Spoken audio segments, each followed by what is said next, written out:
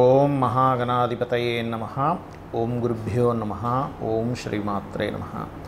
పరమేశ్వర స్వరూపమైనటువంటి జ్యోతిష, వాస్తు మరియు ఇతర అనేకమైనటువంటి శాస్త్రములను మనకు అందించినటువంటి మహర్షులకి నమస్కారం.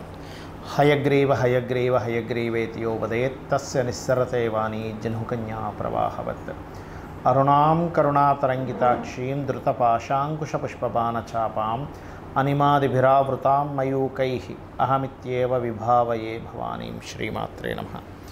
మనం ఈరోజు నవంబర్ మాస ఫలితాలు ఏ విధంగా ఉన్నాయి చెప్పుకునే ముందు ఇక్కడ ఏంటంటే అసలు గ్రహస్థితి ఏ విధంగా ఉంది అని చెప్పి చూసుకున్నట్లయితే, గ్రహస్థితి మనకి నవంబర్ మాసంలో గురువు వృషభ రాశిలో వక్రించున్నాడు, మీనంలో రాహువు, కన్యలో కేతువు, అదేవిధంగా కర్కాటకంలో నీచబడినటువంటి కుజుడి యొక్క స్థితి ఉంది.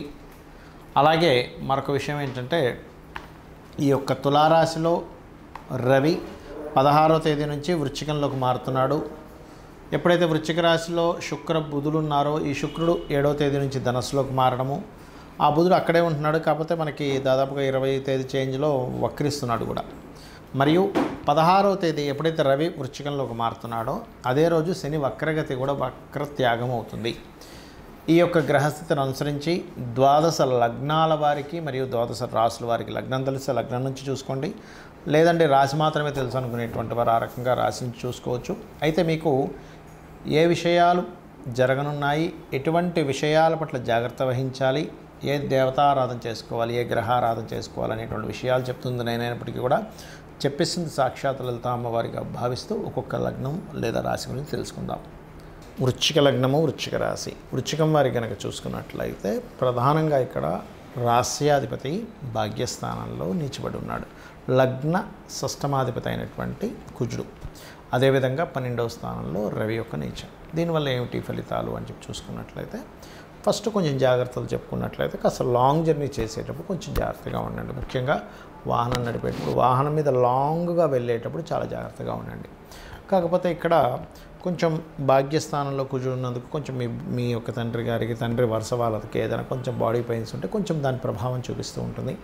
అండ్ అదేవిధంగా తండ్రి యొక్క ఆస్తికి సంబంధించింది ఏదైతే వివాదాల్లో ఉంటుందో, ఎందుకంటే ఇక్కడ మనకి భాగ్యంలో కుజుడు ఉంటూ ఆ యొక్క కుజుడు రవిని చూస్తూ నీచభంగ రాజయోగం ఏర్పడింది, రవికి నీచభంగ రాజయోగం ఏర్పడింది. ఎప్పుడైతే ఇలా నీచభంగ రాజయోగాలు ఏర్పడినప్పుడు ఏమవుతుందంటే కొన్నిసార్లు చూడండి కొన్ని ల్యాండ్స్ అవి కోర్టు కేసెస్లో ఉండిపోతాయి, అవి ఒక పట్టాన్ని తేలవు.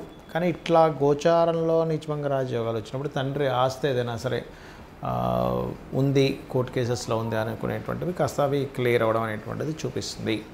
అదేవిధంగా కుటుంబ స్థానాధిపతి అయినటువంటి గురువు 7వ స్థానంలో ఉంటూ వక్రించినందుకు కాస్త లోన్స్, ఎందుకంటే 6వ స్థానంలోకి వస్తున్నాడు కాబట్టి లోన్స్ కోసం ప్రయత్నం చేసేటువంటి వారికి చాలా బాగుంటుంది.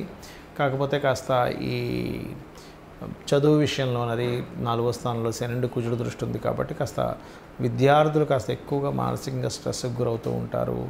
విద్యార్థులు ప్రత్యేకంగా వాహనం మీద వెళ్ళేటప్పుడు స్పీడ్గా వెళ్ళకండి. పంచమ రాహు కూడా కొంతమందికి ఏంటంటే ప్రెగ్నెన్సీ లేడీస్ జాగ్రత్తగా ఉండాలనేటువంటి చాలా స్పష్టంగా చూపిస్తుంది. మరియు సినిమా ఫీల్డ్ వాళ్ళకి మాత్రం కొత్త అవకాశాలు వస్తాయి, అందులో ఎటువంటి సందేహం లేదు. కొన్ని ఇన్వెస్ట్మెంట్స్ అసలు ఆ ఇన్వెస్ట్మెంట్స్ వల్ల అంత రిటర్న్స్ వస్తాయని కూడా ఎక్స్పెక్ట్ చేయనటువంటి రిటర్న్స్ కొన్ని రావడం జరుగుతూ ఉంటుంది. కాకపోతే 7వ స్థానంలో ఉండేటువంటి గురువు వక్రించినందుకు కొంచెం ఏదైనా ఒక సంబంధం, వివాహ సంబంధం దగ్గర దాకా వచ్చి వెనక్కి వెళ్ళడం అనేటువంటిది గోచరిస్తుంది. అదేవిధంగా ఇక్కడ గమనించుకున్నట్లయితే మీరు పెద్ద మొత్తంలో మనీ ఎవరికైనా ట్రాన్స్ఫర్ చేసేటప్పుడు మంగళవారాలు చేయకండి, మంగళవారాలు కొంచెం జాగ్రత్తగా చూసుకోండి. అదేవిధంగా ఉద్యోగరీత్యా ఆల్ ఆఫ్ సడన్గా వేరే ప్రాంతాలకి లేదా విదేశాలకు షిఫ్ట్ అవ్వడం, కొంతమంది చూడండి ఇక్కడ చేస్తూ ఉంటారు సాఫ్ట్వేర్ దాంట్లో, ఇక్కడ చేస్తూ ఒక్కొక్కసారి అవకాశం వస్తుందని కూడా ఊహించుకోరు విదేశాలకు వెళ్ళడానికి. అటువంటి అవకాశాలు వృశ్చికం వారికి రానున్నాయి. ఇక మీరు వ్యాపారాలు చేసేటువంటి విషయాల్లో లాభస్థానంలో కేతు ఉండడం మంచిదే, అందులో ఎటువంటి సందేహం లేదు. కాకపోతే ఏదేమైనప్పటికీ కూడా కొంతవరకు ఈ లగ్నంలో లాభాధిపతి కూడా వచ్చి కూర్చున్నాడు కాబట్టి ఇది కొంతవరకు వ్యాపార సంబంధించిన విషయంలో, బికాజ్ ఆఫ్ వృశ్చిక లగ్నానికి బుధుడు పాపి అవుతాడు. కొన్ని డెసిషన్స్ తీసుకునేటప్పుడు కొంత ఊహించుకొని ఎక్కువ డెసిషన్స్ తీసుకుంటారు. బికాజ్ ఆఫ్ మీ ఆలోచన స్థానంలో రాహు ఉన్నాడు, రాహు ఊహకారకుడు కాబట్టి కొంత ఊహించుకుని ఇమాజినేషన్లో తొందరపాటు నిర్ణయాలు మాత్రం ఎట్టి పరిస్థితుల్లో తీసుకోకండి. ఇక మీరు చేయవలసిన దేవతారాధన దుర్గాదేవి యొక్క ఆరాధన చేయండి. మరియు అదేవిధంగా నవగ్రహాల్లో కుజ శని రవి గ్రహాల దగ్గర దీపారాధన చేయండి, అనే విధాలు బాగుంటుంది. మరి లగ్నము రాశి ఇవేమీ తెలియవండి. నీచబడినటువంటి కుజుడు శనిని చూస్తున్నాడు కదా, నీచబడినటువంటి కుజుడు నీచబడ్డ రవిని చూస్తున్నాడు కదా. మరి ఏమీ తెలియనటువంటి వారు జనరల్గా తీసుకోవాల్సిన జాగ్రత్తలు ఏమిటి అంటే, ఒకటే గుర్తుపెట్టుకోండి, ఎప్పుడైనా కుజుడు ఈ రకంగా నీచబడ్డప్పుడు, నీచభంగా రాజయోగం జరిగినప్పుడు ఏం జరుగుతుంది అంటే, అసలు ఊహించని విధంగా ల్యాండ్ రేట్స్లో హైప్ అవుతుంటుంది, డౌన్ అవుతుంటుంది. గుర్తుపెట్టుకోండి, అరే మొన్ననే కదా ఇంత తక్కువగా వచ్చింది, వెంటనే ఇంత రేట్ పెరిగిపోయిందా అనేటువంటి ఫీలింగ్ వస్తుంది. అలాగే రాజు కారకుడైనటువంటి రవి మీద కుజుడు దృష్టి, దీనివల్ల ఏంటంటే కొంచెం దేశాల అధికారుల మధ్య, దేశాల మధ్య ఉండేటువంటి తీవ్రత పెరుగుతుంది. ఎందుకంటే ఇక్కడ శనిని కూడా కుజుడు చూస్తున్నాడు. ఇది గోచారంలో జరిగేవి. మరి జనరల్ పబ్లిక్ ఎటువంటి జాగ్రత్తలు తీసుకోవాలి? ముఖ్యంగా ఎవరైనా సరే ల్యాండ్స్ తీసుకునే విషయంలో, ప్రాపర్టీస్ తీసుకునే విషయంలో, వాహనాల మీద వెళ్ళేటువంటి అంశాల్లో జాగ్రత్తగా ఉండాలి.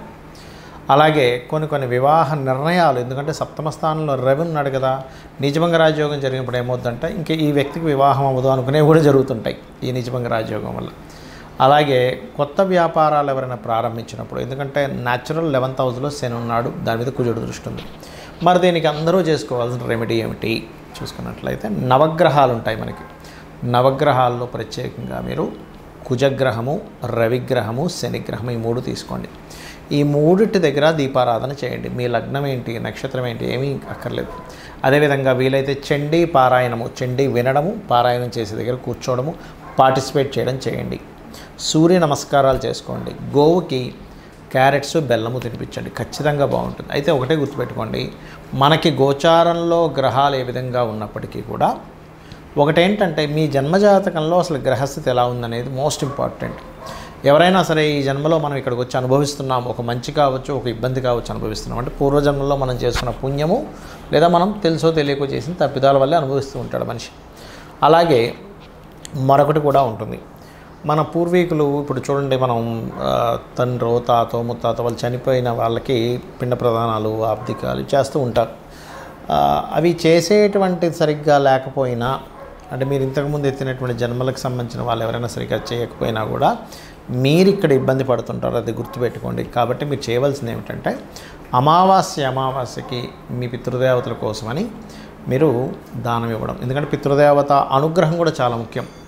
అదేవిధంగా మీ జన్మజాతకంలో లగ్నం ఎలా ఉంది అంటే, మీరు ఎందుకు ఎప్పుడు ఏ ఆరాధన చేస్తే స్ట్రెంత్ అవుతారు, మీ ధనయోగాలు ఎలా ఉన్నాయి, అసలు ఏ గ్రహం ఇస్తుంది మీకు ధనయోగాన్ని, ఏ పీరియడ్లో ఎక్కువ ధనయోగాలు ఉన్నాయి, మీ ప్రయత్నం చేయాలంటే ఏం చేయాలి, ప్రాపర్టీ ఏ డైరెక్షన్లో మీకు ఉంటే కలిసి వస్తుంది. అదేవిధంగా ఉద్యోగమా, వ్యాపారమా, లైఫ్లో టర్నింగ్ పాయింట్ ఏమిటి, ఎక్కడ ఇన్వెస్ట్మెంట్ చేయాలి, విదేశాలకు వెళ్తే బాగుంటుందా, ఇలా 1-2 కాదు. ఇప్పుడు చాలామంది ఏం చేస్తారంటే, వివాహ సమయం ఒకటి ఉంటే అది తెలుసుకోకుండా వివాహం అనుకూలించని సమయంలో ప్రయత్నం చేసేసి హడావిడిగా వివాహం చేసుకుంటారు.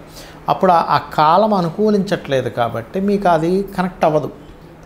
అంటే ఎలా అంటే, ఇప్పుడు చూడండి, బాగా ఎండాకాలం ఉంది, బాగా పెద్ద స్వెటర్ వేసేసుకున్నాం, ఏమవుతుంది, ఉక్కబెట్టేసి ఉంటుంది లోపల, ఉండలేడు అవి ఎండకి. అలా కాకుండా చలికాలం అయితే ఉంటుంది. అంటే కాలం బట్టి మన దుస్తులు, మనం చేసేటువంటివి ఎలా ఉంటాయో, ఎట్ ది సేమ్ టైం మీకు అనుకూలించేటువంటి వివాహ సమయము, అనుకూలించేటువంటి విదేశీ యోగము, అనుకూలించేటువంటి కొన్ని ఇన్వెస్ట్మెంట్ సమయాలు ఉంటాయి. అది తెలుసుకోకుండా చేసేటువంటి మిస్టేక్స్ వల్ల ఇబ్బంది వస్తూ ఉంటుంది. అదేవిధంగా కొంతమంది వ్యాపార విషయాల్లో కూడా ఏ వ్యాపారం కలిసి వస్తుందో చూసుకోకుండా వ్యాపారాల్లోకి ఎంటర్ అవ్వడం, తద్వారా ఇబ్బంది పడడం జరుగుతూ ఉంటుంది. అలాంటప్పుడు అసలు ఎట్లాంటి వ్యాపారాలు, సర్వీసెస్ ఇచ్చేవేమైనా పనికి వస్తాయా, లేదంటే జాబే చేసుకోవాలా, ఇంకేదైనా అనేటువంటిది మీ పర్సనల్ చార్ట్లో ఉంటుంది. ఇలాంటి చిన్న తప్పిదాల వల్ల కూడా మనం ఇబ్బంది పడుతూ ఉంటాం. అయితే ఒకటే చెప్తాను మీకు, ఏది ఎలా ఉన్నా అమ్మవారి పాదాలను ఆశ్రయించి నిత్యము అమ్మవారి ఆరాధన, లలితా సహస్రనామాలు చేయండి. మీ జాతకం ఎలా ఉన్నా కూడా అమ్మవారే మిమ్మల్ని దగ్గరుండి చూసుకుంటుంది. శ్రీమాత్రే నమః.